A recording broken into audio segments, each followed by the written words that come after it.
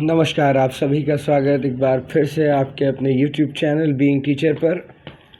सबसे पहले आप सभी का शुक्रिया, आपका इतना समर्थन, इतना प्यार हम सबको इस चैनल के माध्यम से मिल रहा है।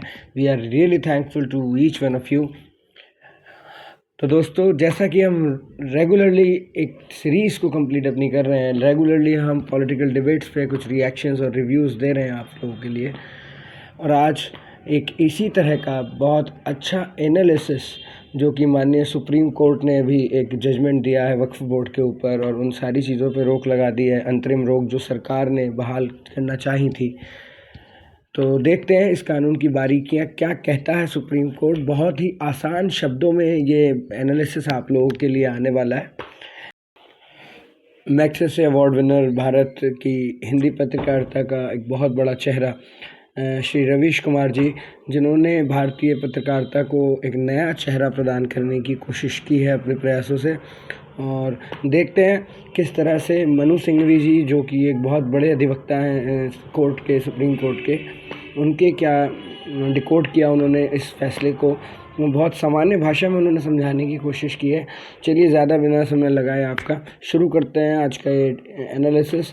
बने रहिए हमारे साथ इस पूरी वीडियो के दौरान, और लास्ट में हमारा रिएक्शन रिव्यू ज़रूर हम आपके लिए देंगे। Thank you. सुप्रीम कोर्ट ने वक्फ कानून के कुछ प्रावधानों पर अंतरिम रोक लगा दी है। कोर्ट ने कहा है कि इस मामले में अगली सुनवाई यानी 5 मई तक वक्फ बाय यूजर के स्वरूप को किसी भी तरह से लागू नहीं किया जाएगा। ना तो उसे डिनोटिफाई किया जाएगा, ना ही कलेक्टर उससे बदल पाएगा। ये सब क्या देखना पड़ रहा है? अच्छा है मैं अंधा हूं। दरअसल केंद्र सरकार ने कोर्ट से यह वादा किया और कोर्ट ने इसे अपने रिकॉर्ड पर ले लिया। याचिकाकर्ता के वकील अभिषेक मनु सिंघवी ने इस पूरे मसले पर विस्तार से प्रेस कॉन्फ्रेंस की है। गनीमत है कि वे हिंदी बहुत अच्छी बोलते हैं और हिंदी में उन्होंने इस कानून से जुड़े कई पहलुओं को विस्तार से और स्पष्टता से बताया है। इसलिए आप इस वीडियो को आखिर तक देखिए और समझिए कि सिंघवी अपनी नजर से इस कानून को क्यों संविधान की आत्मा पर चोट कह रहे हैं, क्यों कह रहे हैं कि यह कानून संवैधानिक नैतिकता के हिसाब से भी गलत है। मैं आपको सरल रूप से बता दूं, वक्फ बाय यूजर का मतलब क्या है। वक्फ बाय यूजर जो एक फ्रेज है, लगभग 150 साल से हमारे कानून में चल रहा है। ये मामला प्रिवी काउंसिल तक गया। 2 निर्णय अभी हाल में हुए 10 वर्ष के अंदर, एक अयोध्या, उससे पहले एक एम सिद्दीकी। उसमें पुराने 100 वर्ष के सब निर्णय कोटेड हैं। जिनको रुचि है वो उसको खोल के पढ़ लें। और इन सब में ये कहा गया है कि वक्फ बाय यूजर सिंपली यही है कि आदमी अपने उद्देश्य द्वारा, अपने कार्य द्वारा, अपने कर कमलों द्वारा, अपने बोलने द्वारा, अपने दर्शाने द्वारा एक वक्फ बना सकता है। यह आवश्यक नहीं है कि वो लिखित रूप से उसको प्रमाणित करे, एक रजिस्टर्ड डीड बनाए, एक डॉक्यूमेंट उपजाए। और ये हक मुसलमान का वक्फ के विषय में सैकड़ों साल पुराना है। अब इस संदर्भ में इसमें एक प्रावधान था हमेशा 100 साल से, 1913, 1923, 1995, 2013 में 3R एक प्रोविजन, 3 R, जिसमें वक्फ बाय यूजर को देखा गया था, संज्ञान लिया गया था, उसको माना गया था, उसके अस्तित्व को, जो कि 100 साल पुराना केस लॉ में है। एक पेन की स्याही के एक टिक से वो पूरा 3R को डिलीट कर दिया। इसमें डिलीट का मतलब है कि वक्फ बाय यूजर का आज कानूनी कोई अस्तित्व नहीं, अगर आप कानून को पढ़े जैसा है आज। तो उच्चतम न्यायालय ने, और उसका भी बहुत बहुत स्वागत करते हैं, कहा है कि अभी तक आंतरिक रूप में जो भी वक्फ हैं जो डिक्लेयर्ड हैं या रजिस्टर्ड हैं, इंक्लूडिंग एक अदर कैटेगरी यानी वक्फ बाय यूजर, वो सब में यथास्थिति यानी आज की स्थिति कानून के पहले रहेगी। इसका अंतिम निर्णय तो उच्चतम न्यायालय करेगी, लेकिन यथास्थिति कानून के लागू होने के पहले वैसी ही रहेगी। यह तो बहुत बड़ी नैतिक हार है एक तरह से सरकार की। इसके प्रावधानों को नहीं हटाने के लिए लोकसभा और राज्यसभा में विपक्ष के सांसदों ने कितना अनुनय विनय किया, अनुरोध किया, कितने तर्क रखे, चेतावनी दी, लेकिन सरकार टस से मस नहीं हुई। उसे खुद के फैसले पर बहुत भरोसा था। लेकिन वही सरकार वक्फ बाय यूजर को लेकर पूछे गए सवालों का जवाब 24 घंटे के भीतर सुप्रीम कोर्ट के सामने पेश नहीं कर पाई। उसने कोर्ट से 7 दिनों का समय मांगा है। क्या यह नैतिक हार नहीं? कोर्ट ने फैसला नहीं दिया है, लेकिन जिस कानून को लेकर सरकार बड़े बड़े दावे कर रही थी, कह रही थी कि उसने कितना काम किया है, एक एक बात को ध्यान में रखा है, उससे 24 घंटे के भीतर जवाब नहीं दिया गया। इस सज्जन को क्या तकलीफ है भाई? अल्पसंख्यक मामलों के मंत्री किरण रिजिजू पूरे दमखम के साथ कहते रहे कि कानून जल्दबाजी में नहीं बना है। उन्होंने तो 97 लाख से अधिक याचिकाओं को पढ़ने का भी दावा किया। क्या वाकई 97 लाख याचिकाओं को पढ़ा गया होगा? अब जब इतना पढ़ा गया है, इतना सुन लिया गया है, संयुक्त संसदीय समिति में बहस हुई है, फिर भी सरकार के पास इन बड़े सवालों पर जवाब नहीं था।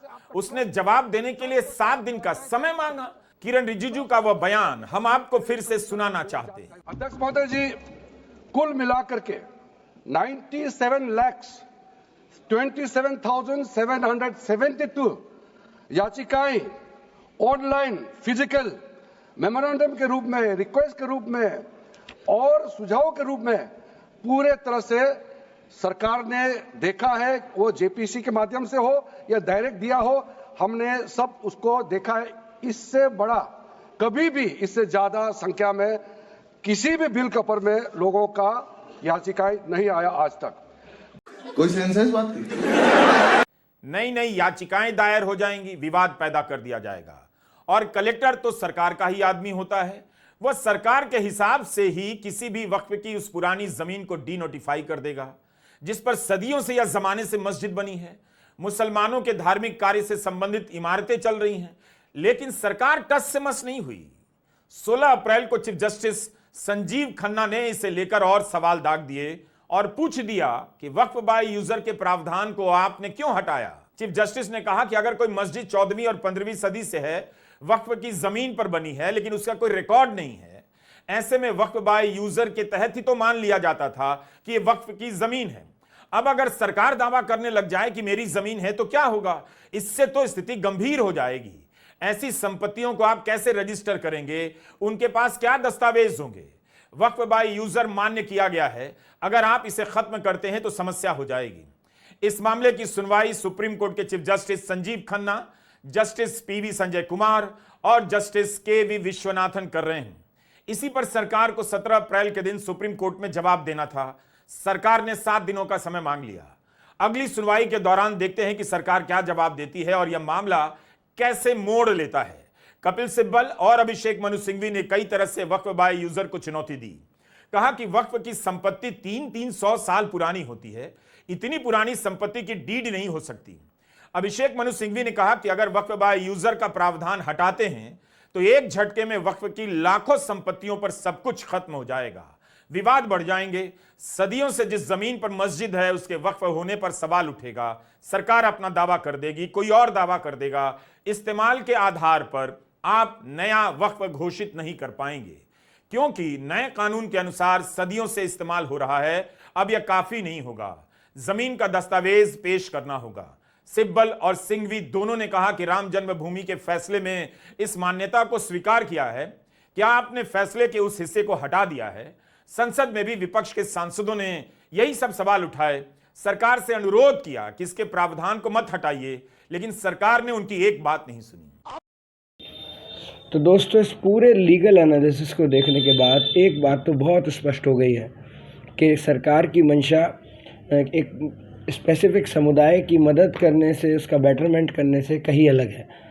ब्यूरोक्रेट्स के हाथ में इतनी पावर देना शायद संविधान के ढांचे पर हमला है। यही बात मनु सिंघवी जी ने कही और ये भी बताया उन्होंने ख़ास तौर पे कि पुराने अमेंडमेंट्स किस तरह हुए और क्या क्या एग्जिस्टिंग अमेंडमेंट्स हैं अभी हमारे साथ, जो कुछ शर्तें हैं इस कानून की, उन्हें कितना ब्रीच किया जा रहा है।